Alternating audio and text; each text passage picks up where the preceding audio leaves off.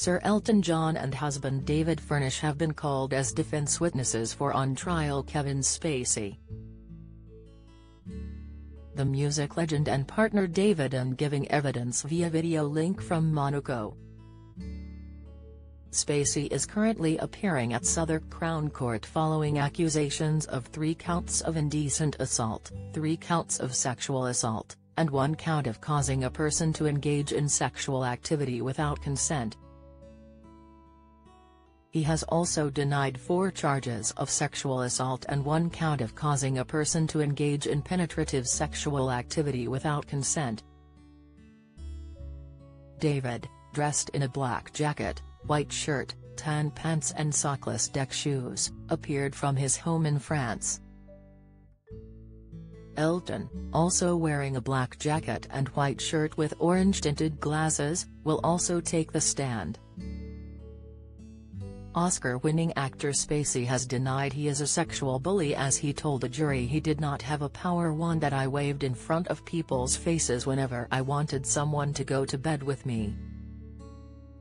As he continued to give evidence from the witness box on Friday, the Hollywood star labeled the prosecution's case against him as weak, accusing one alleged victim of being after money, money and then money.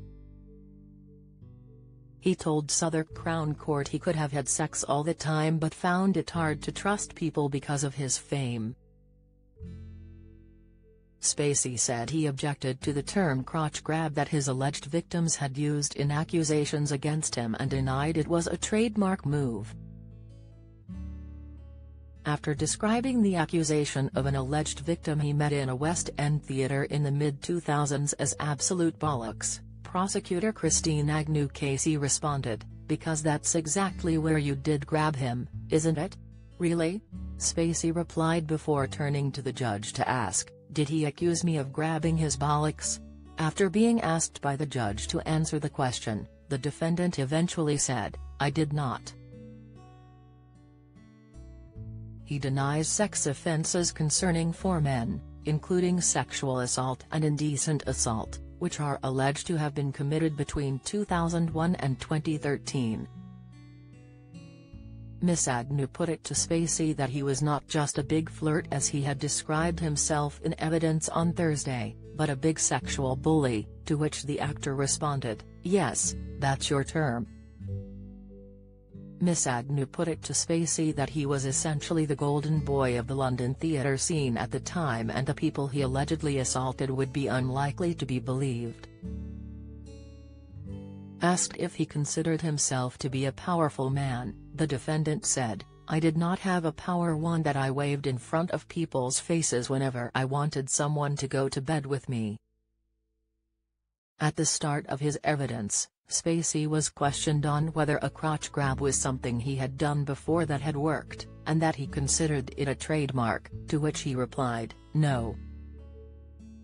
Let me put it this way, it is the term grabbing a crotch or groping a crotch that I object to."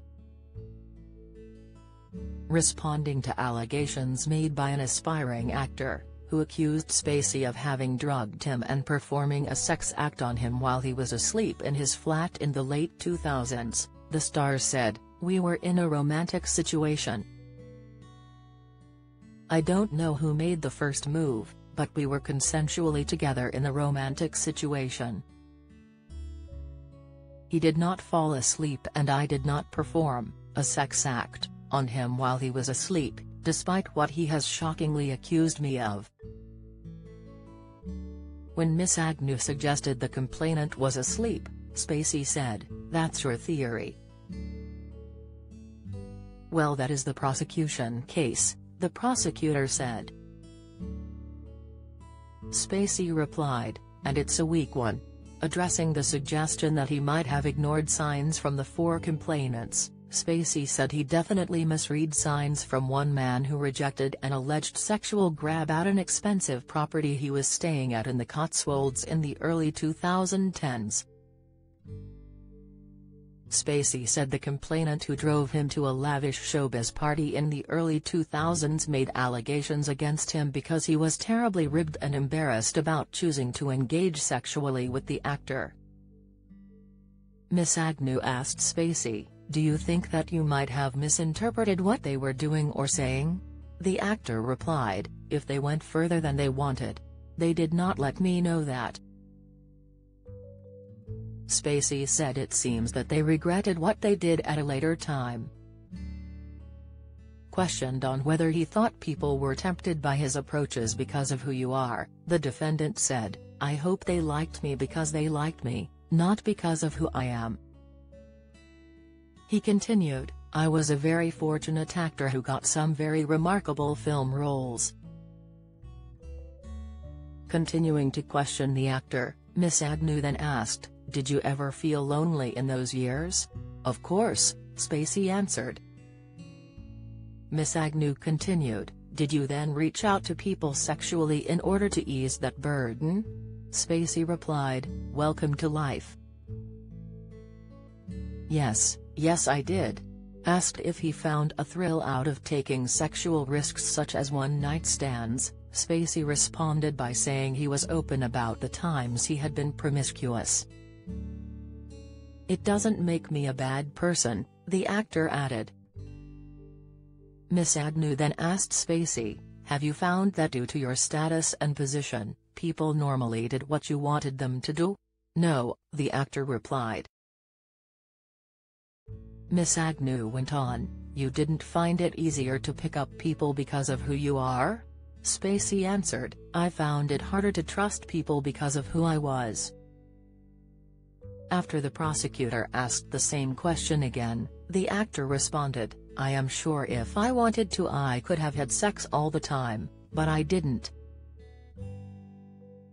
Spacey pleaded not guilty in January to 3 counts of indecent assault, 3 counts of sexual assault and 1 count of causing a person to engage in sexual activity without consent.